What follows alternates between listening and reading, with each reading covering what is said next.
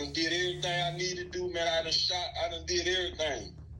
Everything under the sun I done did. But at the end of the day, bro, I don't want no parts of it no more. Right. And see, I ain't getting no slap on the wrist. I ain't coming here to say, I'm going to come here for 5 years and I'm going to come back.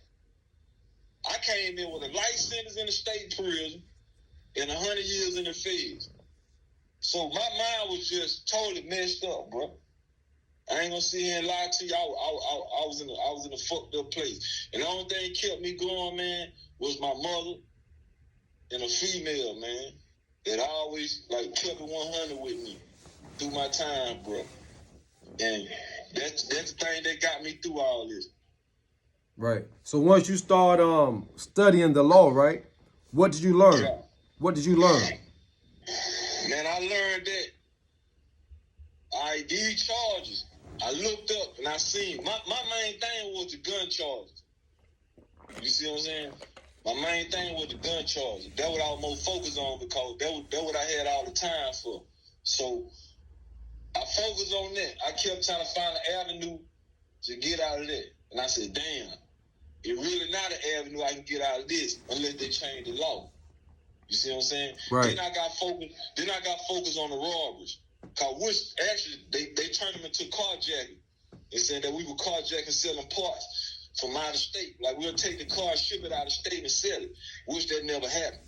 All these cars got found in Alabama and Mobile County burnt up. You know what I'm saying? So I went back in my trial transcript and I seen somewhere my lawyer made a stipulation with the government saying that they ain't had to prove interstate commerce, meaning that the people who own the car, they ain't had to show that they actually own these cars. Mm-hmm. So I filed a motion about that and I won. Then they come back and say it's too late to file for that because you already went through the process of doing what you were doing. So then I had to sit, man. For years and years I fought, man. I fought, kept fighting. I kept getting denied. So boom, they came back. And it was in the 15. I filed a motion requesting that they throw some of the gun counts out and just give me a regular sentence. They agreed to it, then they came back and said, no, we're not gonna do it because they wanted a fall guy for the situation. Right. And so after I did that, in 18, Trump came out with the First Step Act. And if you look at the First Step Act, you'll see where he broke down the 924C and said that if this your first time being convicted and all of them in the same indictment, they can't give you the 5, the 20s, and so on. They can't run them wild like that no more. But that was for guys that came in after 18. It wasn't for the guy that already been in. Everybody that been in, all of them got lost in the system. From that point on, even though the law was changed, we've been lost in the system. So they didn't make it retroactive. They didn't make it retroactive. Yeah, it was never retroactive. So this the lawyer, man, John Gleason. He used to be a judge up there in New York. He the one got John Gotti convicted back in the day.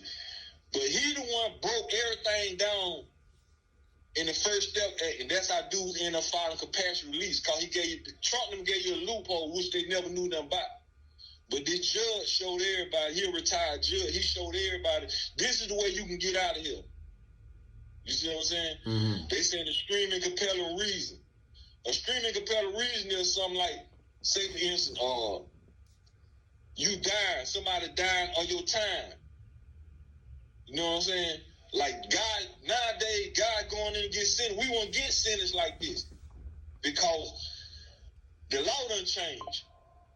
So he gave us a loophole, and some circuits accepted it, and some circuits didn't. Like the circuit I'm in, it didn't accept it because they said you had to be down. Somebody had to be, your mother, somebody had to be down for you to go take care of them. But in April of 23, the Sentencing Commission went back in and they redefined the elements of a screaming compelling reason. So that's how I'm able to get the situation I'm getting right now.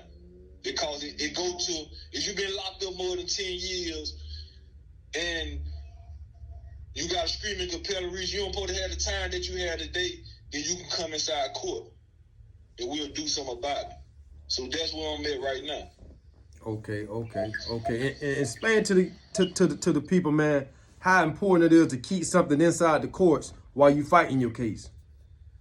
Man, you most definitely got to do that, man. No matter what, man, no matter what you got to do, you got to keep something in the court, man. Because like I said, man, the Fed don't care, the government don't care nothing about you. Once you behind these walls, man, you behind these walls. You ain't finna say nothing, they ain't finna say nothing.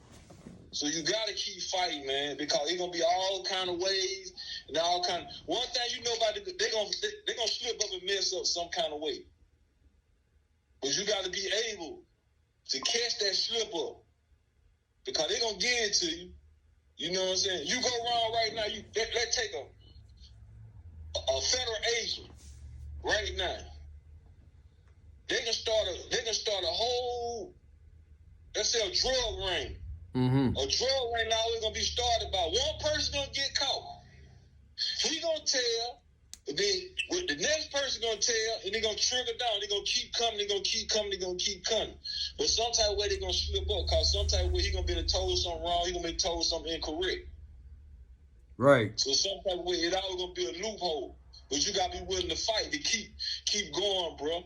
To keep that process going, because once you give up, you dead, man. Yeah. That's how it is, man. I don't see dudes die here. I don't see dude been in here for 60 years.